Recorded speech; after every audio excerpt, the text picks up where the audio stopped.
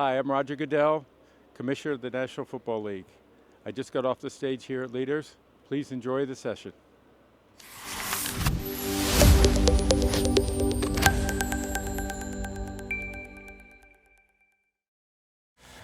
Good morning, everyone. Thank you for joining us. Commissioner, welcome back to the UK. Thank you. Thrilled to be back. Great to have you back here as we get ready for a huge weekend. Well, 3 weekends of games in London. Before we get to that, this season, I think I say this to you every year, it's incredible. Every Sunday, you couldn't make up what we see unfold. What's your take on what's happened around the league so far? Well, I hope you keep saying that to me. It was one thing, but I think it's evidence of the fact that I don't write the script, because you really couldn't write the script for this. It's what unfolds on our field, I think, is such an incredible credit to our great athletes. The things that they can do on that field are amazing, and then the coaches. I think the system helps in the context of the competitive balance. But we've never seen a more competitive start to the season. First 4 weeks, I think we have 48 games out of the 64 have been within 1 score in the fourth quarter. And I think within the last 2 or 3 minutes, we've had a record number of games that were decided on that last play. Yeah. So it's been really fun for us to see that. And now to bring it over to Europe is a thrill. We were in Brazil to start the season, so it's been a fun season so far. So the Commissioner is going to take some of your questions as well throughout this session. So on the app, via the app, you can submit your questions. I'll ask a few on your behalf as well. Just to put into context what the Commissioner's talking about with all the close games and the excitement, sometimes you could go, you'll see when they line up to kick a field goal or an extra point, you could go a month, 2 months before you see one of those blocked by the opposing team. 2 weeks ago, there were 5 in about an hour. You just can't make up what happens every week. Well, special teams has really come back this year. Some of it's intentional, and some of it's because you fix one problem, it has another effect. And I think the kickoff, we've been working on the kickoff for many years to make it safer for our players. It has the highest injury rate. So we wanted to address that. We addressed it by taking kickoff returns out, essentially, which is not what we ultimately wanted to do. But now we've developed a concept with our coaches, particularly special teams coaches, to take out the high-speed impacts, which we hope will keep the injury rate very close to a line of scrimmage play. And so far, the results have been very, very positive. I think we have over 335 plays more on the first 4 weeks of kickoff returns. And that's what the fans want. Yeah. Ultimately, the excitement of that play, it's changed the drive start out further, so the offenses are frankly getting a little bit more of a head start, if you want to put it that way. That's all just about the excitement of the game and understanding it and using all the analytics that we use during the season and off season to be able to try to get the rules the right way. So we mentioned the London games coming up. 2 at Tottenham Hotspur Stadium, 1 at Wembley Stadium, Jacksonville Jaguars back on October the 19th. This coming weekend, the Cleveland Browns and the Minnesota Vikings will be the 40th regular season game to be played in London. You think back to 2007, the rainy night at Wembley Stadium, the Giants and the Dolphins. Did you think it could be something that is, and it has been, historic? Well, I probably would go back further to that night. I think we felt a sense of accomplishment and that there actually was a real future for the game. I think I go back further when we were trying to convince our ownership to approve the resolution to play regular season games overseas.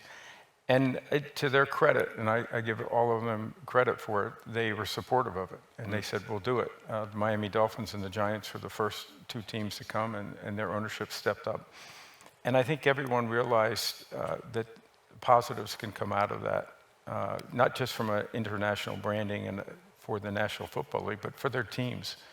Tom Coughlin, the New York Giants coach of that year, credited that was the reason they went to the Super Bowl, because their team bonded during that period of time where they were in London. So every team has gotten a chance to play multiple times now, and it's not an issue for us to get teams to play. They're raising their hands and saying please, and they're disappointed is a nice word for saying they're not happy when they don't get it. So. We've got a lot of questions coming in. Let me just I'll put my glasses on to see these. This one's asking about the league's long-term plans internationally, and I was going to go on to that because 7 games internationally this year is incredibly exciting. 6 in Europe. So how bold have you seen the ownership want to be, and how bold do you think you can be? Well, I think the ownership is committed to being a global sports property. They have agreed that that's the objective. We have set our sights on 16 regular season games. We will get there. I'm confident of that. But I also think it's much beyond the games, right? The games spark the interest to some extent, and hopefully the work that we do, whether it's in flag football or the infrastructure for tackle football, even in some of these markets, the marketing and the media, it's important for people to have a sense of we're there not just as a show once a year, but part of that community, and share our game with them on a year-round basis like we do in the States. I think it's really important to achieve that, and that's our goal. 16, you just mentioned 16 games. That's yes, it's only an 18-week season as it stands right now, and each team plays 17 games. Do you think that would, because that's so many chances to go around the globe, do you think that would take things again to a whole new level and to use that word again, make it a historic venture? I do, because I think it'll allow us to open up new markets. You know, the challenge we have is we only have a limited amount of inventory. We have the shortest season of probably any professional sport. And I think that will give us the inventory to be able to go into new markets. Again, if you are going to be global, you have to do it beyond Europe and beyond Americas. You need to reach into other areas and territories. And next year we're going to Australia. We have plans to go to Asia shortly thereafter. So I think the bottom line is if you're going to be global, you have to be global. You can't just think global. You have to do it. You mentioned the marketing and everything that goes around putting on a game. We see the ball fly in the air and passes thrown, but there's so much more to it. In Dublin last weekend, that was very special for the Rooney family and the Pittsburgh Steelers, and we're seeing now teams able to market themselves in the UK, in Germany, in Australia, in Ireland, like the Steelers are. How important is the global markets program to again helping you as a league spread the word?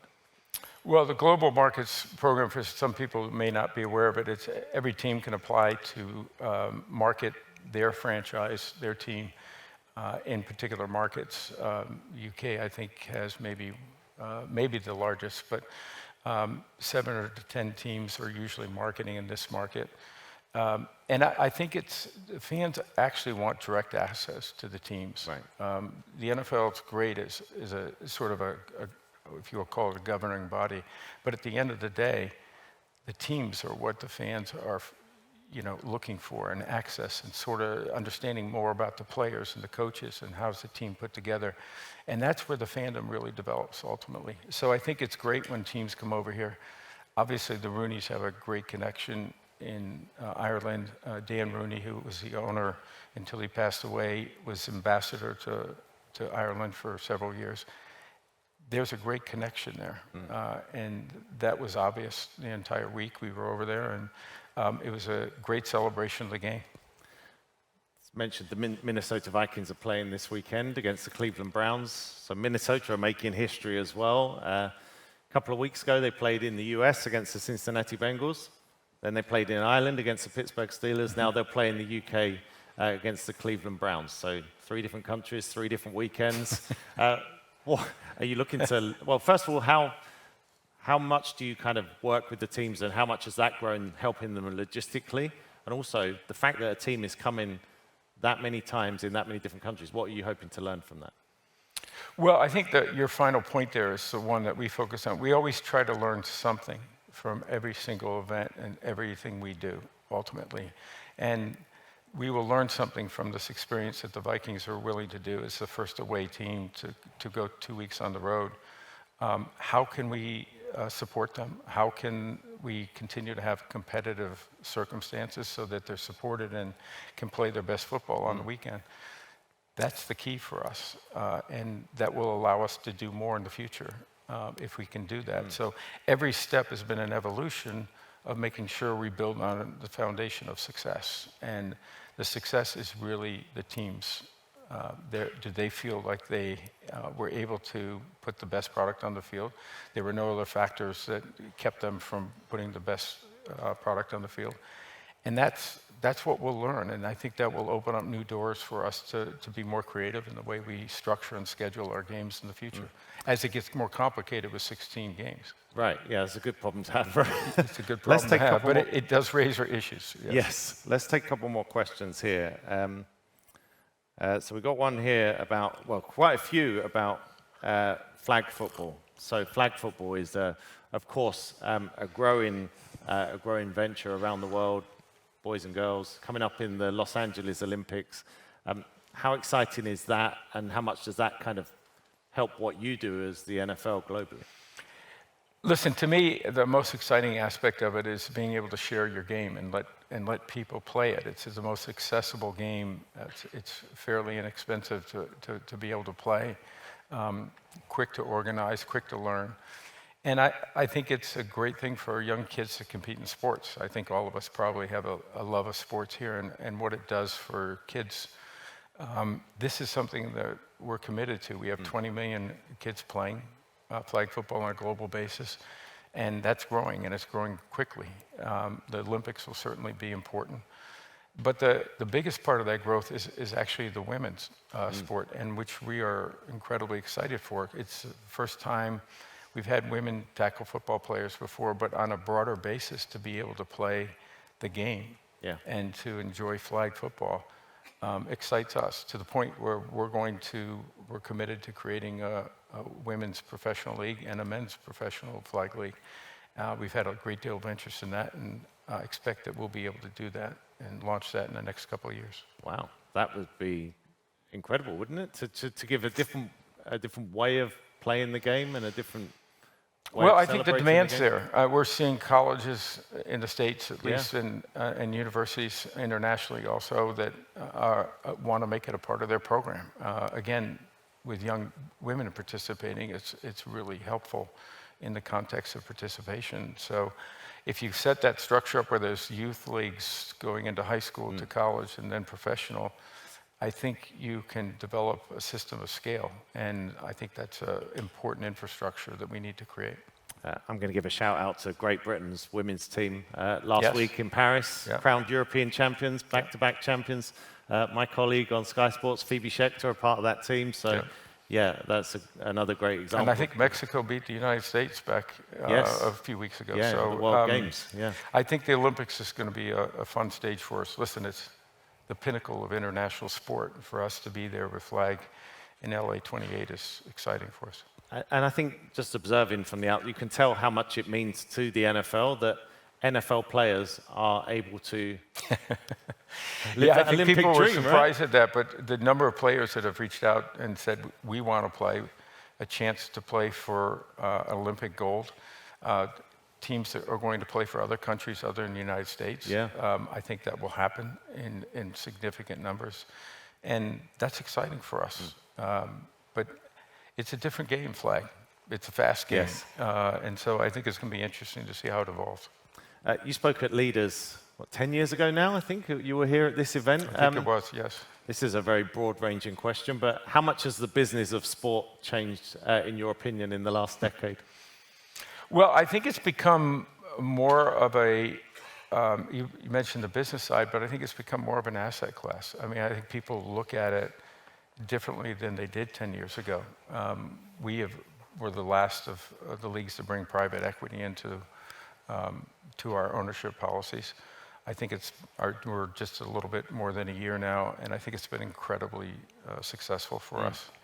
It's really there to try to give our teams an opportunity for liquidity, but it's brought a a different perspective of the business of sport, how, your potential for growth. And it's evaluated from that standpoint, from an investment standpoint and an asset class. And I think that's been a big change ultimately for all of us, because we look at doing the fundamentals right, have a great product, market it properly, make sure you give your fans the best experience, have the right media, and those types of things will take care of itself. I still think that's true ultimately. But I also think media has changed dramatically. That's probably the number one thing on my list. It's the media landscape is changing, not just quickly, but dramatically. And it's provided opportunities for sports. And I think sports have risen now where it is the most valuable content out there. And I know that's true in the States, and I believe it will be globally if it's not today. Yeah. And streaming has developed a new platform, which I think has been great for the NFL. I think it'll be great for other sports to have that kind of interest and to kind of have that technology. We had our game in Brazil was the first game on a global basis on YouTube. And they bring so many different features to the game, not just the technology and the platform, but the way they present it with influencers and allowing people to experience our game differently than they do on traditional networks. And some of it is a result of the technology. And that's all good for us. So technology is our friend in this case. Yeah. Was that eye-opening when you see how these different platforms will present the coverage, and also the pace of it, because it's gone from Amazon to Netflix on Christmas Day and now YouTube? I mean, that's moved quite quickly, hasn't it? Quite significantly. I think it's because, the value of the content. I think people understand that high quality content in sports in particular is attractive in my view. And part of our pitch is that we're live, too, that advertising is much more valuable in that context. And so as these new platforms develop, they're also developing advertising businesses. And what better way to do that than with the NFL? And so I think we've been fortunate in being able to show them that that is a very positive way to grow your platform and your subscriber base as well as your advertising base. So for us, we think we've developed partnerships that will last a long time that we feel is going to make a difference in our global growth. You mentioned the private equity investment into NFL teams. Quite a few questions from the audience coming in about the percentage of that and whether that's kind of set or if that's always something the league will look at, and the thought process behind that, really. Well, for us, we took our time on this space. We did not jump in. We were not the first in. We took the opportunity to look at it, see how it worked in other sports, other leagues, and we tried to learn from that and tried to find a way that we would want to implement it within the National Football League. So we authorized just a very few number of firms, and it's been quite successful for us. We limited the amount of equity in the private equity that can be purchased through to 10%. We have a number of restrictions in that area, including in the amount of disclosures. But ultimately, we think it's going to work quite well. Will there be discussions about going above 10%? Maybe someday, but I think for right now, it's working quite well. We're still just a year into it, so I think we'll learn a little bit more, and then we'll decide. Talking domestically in the US, incredible stadia that the NFL games are played in, and that seems to be, again, a regularly churning thing. New stadia coming up, teams looking at new stadiums. What does that do for the league, not only for the team itself, but how does that impact the communities within those cities where they're trying to build new stadiums and put on a new venue? Well, they're significant capital investments. I mean, stadiums now are going in the $3 to $4 billion range on average, and it's really important to make them more than just a stadium, right? You want to be part of the community. You want to have obviously significant impact when you have a stadium and have kinds of assets around you. So multi-developments are something that we're looking very closely at.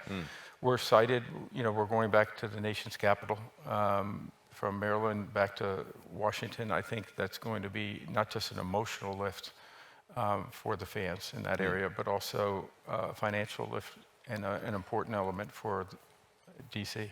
I think that's a great one. So I think our teams are doing a great job of thinking through this because the investment is so large. How do they integrate with the community? How do they make this a 1 + 1 = 11? And I think that's the right way to do this when you're talking about the kind of capital investment you're doing.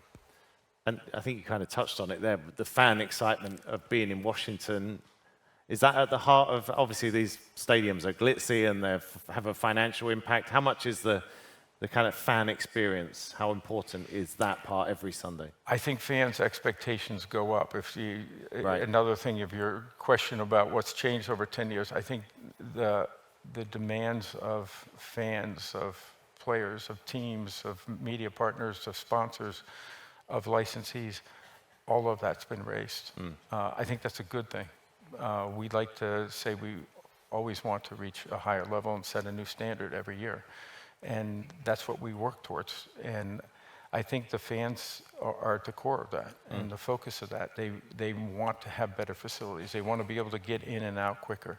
They want to, when they're coming and spending the better part of a day, in some cases a weekend, they want to make sure they're having a great experience. And that's our job. And that's what we look at. So I think it's only raised the bar for us, and I think we can beat it. Obviously, there's that community aspect in the United States. Every team works so hard in their community to build those relations in the cities where they play NFL games. But that's something you've done here as well, and something with the NFL UK Foundation. How important was that to not just come in, play a game, leave, come and play another game, leave? It's incredibly important. I mean, we always said we don't want to be the circus where we're coming in. We want to put roots down. We want to be part of the communities, and we want to make a difference and an impact in those communities. So what we do in our communities with getting young kids to play sports and to play flag and to have that accessible, I think that's really important in any community. And we take pride in working with schools and working with other opportunities to be able to do that, because we're not the largest businesses in most cases that in any of our markets, including in the States, but we may have the greatest impact because of the television viewership. You know, you're going to get 20 million people watching the game probably this weekend. Right. That's a great tourist advertisement, right? So Ireland was the same last year. That's how they looked at it. This will help us in our image that we want to create on a global basis, the branding that cities do, the business opportunities. We had nearly 10 of our congressmen that came over from the United States to do business. We had businesses that were coming over, meeting with others to develop relationships and businesses across transatlantic. And I think that's a great thing for us to be able to do. So I think it helped a lot in diplomatic ways too. We talk about that all the time, is that there's opportunities to unite people and unite our communities. That happens around sports. You mentioned kind of the tourist side of it and eyeballs from America looking at games in Berlin, Dublin, Madrid coming up in November. Does that strengthen the league domestically in the US? Almost not a novelty factor, but they're in Germany this week, and now they're like we see in the Formula One. We might see there's a race in Australia. There's a race Absolutely. in Brazil. Do you think that helps what happens in the US? I do. I think it brings everything down to a level of humanity that they're sports fans just like us. Right. And we read about different issues, and we see the different things that go on in politics and otherwise in business, and unfortunately the negative things like war. And I think, again, football and sports in general, I do think bring communities together. And I think that's a positive thing that we need a little more of. We're going to take a couple more questions. We've got just a couple of minutes left. I promise you I haven't asked this question because I ask you this a lot. But, so there's a couple of people actually have asked, will UK games ever be played outside London? So that's, or is London really like a kind of spotlight place for you to play games? Well, I think the ability, particularly as you grow, to have flexibility. So, you know, we obviously played here in Twickenham. Yeah. We played at Wembley. We played at Tottenham, which was built with a focus to having an NFL team. And it's an incredible stadium to meet most standards on a global basis anywhere. I do think having additional markets, we have it, you're seeing it in Germany as example. We played in Frankfurt, Munich, and now Berlin. I think you'll see more of that. In Brazil, we played in Sao Paulo, and now we're going to Rio. Mexico and Mexico City, we've looked at other markets. We'll be back in Mexico City next year, which we're thrilled about. I think the same thing will happen in Australia. So I think it depends on the regions. Sure. London's a great market for us, but I think there are other cities that express an interest, and I think we'll probably consider that at some point. This is one I promised I didn't ask. Will there ever be a London Super Bowl? I mean, actually, you don't have to. But what do you, when you see like politicians will raise that and mention that, Yes, maybe it's an indication of how far we've come, that it's even being discussed. I think it is, and I think, listen, I think that is a very strong signal of the value of the Super Bowl, but also how far the sport has come, ultimately. And listen, it's hard for me to look down the path, but I would say our major focus for us is to play the Super Bowl in markets where we have franchises. It's a huge economic impact. Yes. Last year's Super Bowl in New Orleans was over $1 billion economic impact. And that's not including all of the additional exposure and all the other things that I would say are non-quantifiable. That's a significant investment that we feel our communities where we're playing deserve that. Last question. I've saved the hardest hitting one till last. How do you feel about the Swifty effect on the league? Listen, it's great.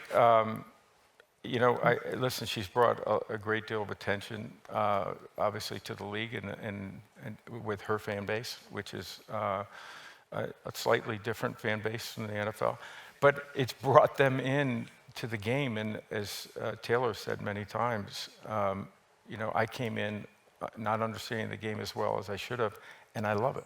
Right. And to see her convert to, you know, a fan who really loves the game, I think it's a great thing for us. And so all those young fans that are coming in is a plus for the NFL. So we'll take it however we get it. Yeah, I think the same in the UK. It's some people went on holiday to an American city, a relative brought back a hat, you watch it on TV, you play flag football now. I mean, however you can get in, we'll take it. The door is open, as they say, and we welcome everybody in. So. All right, Commissioner, we are out of time. I think I might be overtime, but you are overtime. I have gone a little bit. So, ladies and gents, that's okay.